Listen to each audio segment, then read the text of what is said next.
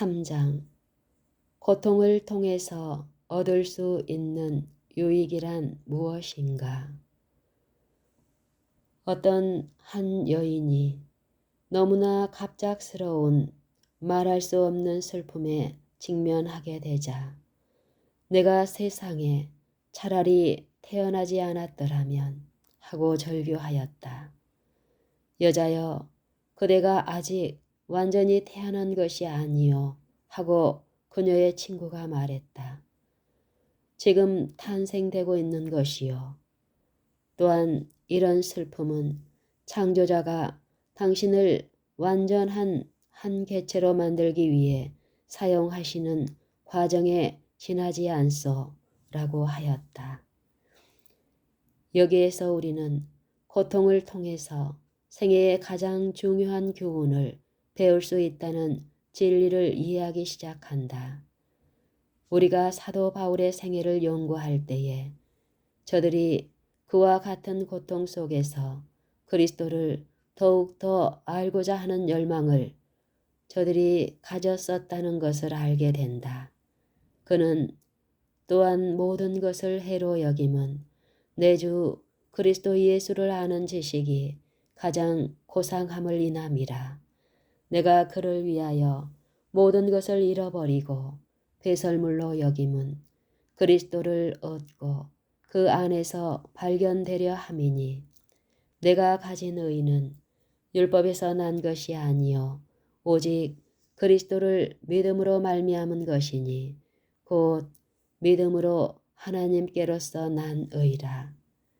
내가 그리스도와 그 부활의 권능과 그 고난의 참례함을 알려 하여 그의 죽으심을 본받아 어찌하든지 죽은 자 가운데서 부활에 이르려 하노니 라고 선언하였다. 빌립보서 3장 8절로 11절. 예수님을 알고자 하는 바울의 열망이 그리스도와 아주 가까운 우정을 유지할 수 있게 해 주었는데 이 우정 관계는 세상에 살던 사람들 가운데 아주 극소수의 사람만 가진 우정 관계였다. 우리 중에 많은 사람들이 마치 바울이 그랬던 것처럼 예수님을 더욱 잘 알기를 소망한다. 우리 모두의 마음은 그분의 능력, 즉 부활의 능력을 원하고 있다. 우리 모두는 그분이 주시는 평화, 기쁨, 사랑에 들어가 그분과 아주 가까운 우정 관계를 유지하기를 갈망한다. 그러나 우리 모두가 그분의 고난에 동참하기까지 충분히 깊이 연구하지 않고 있는데 그분의 고난에 동참하는 것이 바로 그분과 더욱 깊고 친밀한 우정 관계를 유지할 수 있게 해주는 비결이다. 유한한 인간 본성에 의하면 피할 수 있는데도 불구하고 고난을 자처하는 것은 좀 이해할 수 없는 일이다. 하지만 예수님께서는 그분의 화려한 궁전을 버리기로 선택하셨으며 이 땅에 내려오셔서 잃어버린 남녀들을 구속하시기 위해서 십자가에 달려 죽기로 선택하셨다. 네가 그리스도가 아니냐, 너와 우리를 구원하라 고 계속해서 조롱하는 소리가 온 사면에 진동하였다. 누가복음 23장 39절. 그가 무죄하고 그와 같은 죽음을 피할 수 있는데도 불구하고 말할 수 없는 고통을 당하고 고뇌 가운데 죽어야 한다는 것을 십자가 주위에 있던 사람들은 아무도 이해할 수 없었다. 그러나 이 경우에도 다른 많은 경우와 마찬가지로 하나님의 미련한 것이 사람보다 지혜 있었으며 고린도전서 1장 25절. 예수님께서 고난받기를 선택하셨는 바 거룩한 하늘 정부의 원칙에 의해서 죄인이 용서받고 하나님과 깨어진 교제를 회복하는 길이 이 길 외에 다른 길이 없었기 때문이었다. 우리에게 말할 수 없는 고통이나 슬픔이 엄습할 때 얼마나 자주 왜 이런 일이 일어난단 말인가 하고 외쳤던가. 진정 많은 그리스도인들을 당황하게 하고 고민케 하는 이 문제에 대한 해답을 성경에서 찾아볼 수 있다. 맨 먼저 그리스도를 제외하고 신약 성경의 인물 가운데 가장 위대한 인물을 찾아 그의 생애를 연구해 보자. 그리고 구약 성경에 나오는 인물 가운데 가장 위대한 사람을 찾아 가장 위태한 사람을 찾아 그의 생애를 연구해 보자. 신구약에 나오는 두 사람 모두가 저들이 가난과 고난의 길이 저들을 기다리고 있다는 것을 분명히 알면서도 하나님의 길을 걷기로 선택하였다. 저들이 시련과 고통을 대하는 태도에 있어서 저들 자신의 위대한 품성을 가지게 하는데 커다란 관계가 없었단 말인가. 사도 바울은 자신이 경험한 수많은 경험 중에 어려웠던 고통에 대하여 이렇게 말했다. 3번 태장으로 맞고 1번 돌로 맞고 3번 파선하는데 일주야를 기품에서 지냈으며 여러 번 여행에 강의 위험과 강도의 위험과 동족의 위험과 이방인의 위험과 시내의 위험과 광야의 위험과 바다의 위험과 거짓 형제 중의 위험을 당하고 또 수고하며 애쓰고 여러 번 자지 못하고 줄이며 목마르고 여러 번 굶고 춥고 헐벗었노라. 고린도후서 11장 25절로 27절. 사도행전 27장에 그가 당한 파선의 경험에 대해 생생하게 묘사하고 있다. 그러나 나머지 2번의 파선하는 경험에 대해서는 전혀 알 길이 없다. 그리스도를 사랑하는 사랑과 잃어버린 영혼에 대한 사랑이 마음에 가득한 위대한 사도가 이방인이 사는 지역으로 복음을 전하기 위해 떠나는 여행길에 옳은 위대한 사도를 상상해 보자.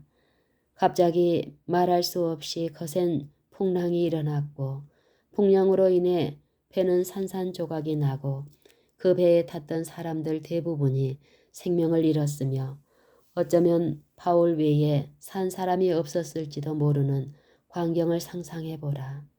그 자신마저 성난 파도가 잃고 있는 바다에 빠져 허우적거리다가 한 조각의 나무를 움켜쥐고 생명을 건지기 위해 필사의 노력과 안간 힘을 다 쓰고 있다.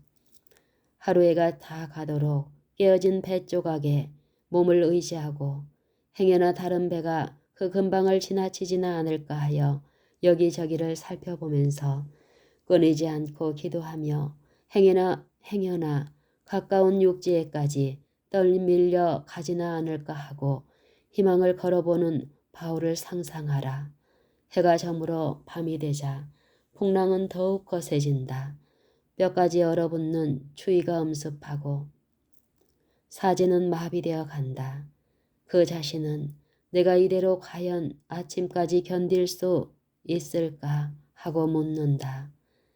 세계에 메어치는 물결은 그가 의지하고 있는 나무 조각마저 부숴버려 물속에 그를 영원히 묻어버리려고 위협한다. 하지만 하나님께서 이 사람을 사용하시기 위해 택하셨으며 이 이방인을 위한 사도로 부르셨다. 성난파도 위로 살기 위해 안간힘을 다하면서도 그의 고개를 이로 쳐드는 이 사람을 하나님께서 보시지 않는단 말인가. 그렇게도 헌신한 그의 종을 하나님께서 잊으셨단 말인가. 그가 당하는 말할 수 없는 고뇌에 하나님께서 무관심하신단 말인가. 하나님은 사랑도 동정도 없는 분이란 말인가. 그렇지 않다면 왜 이와 같은 두려운 시련을 그에게 임하도록 용납하신단 말인가? 이 문제에 대한 해답을 밝히기 전에 박해자 사울이 다메섹으로 향해 가는 장면으로 돌아가 보자.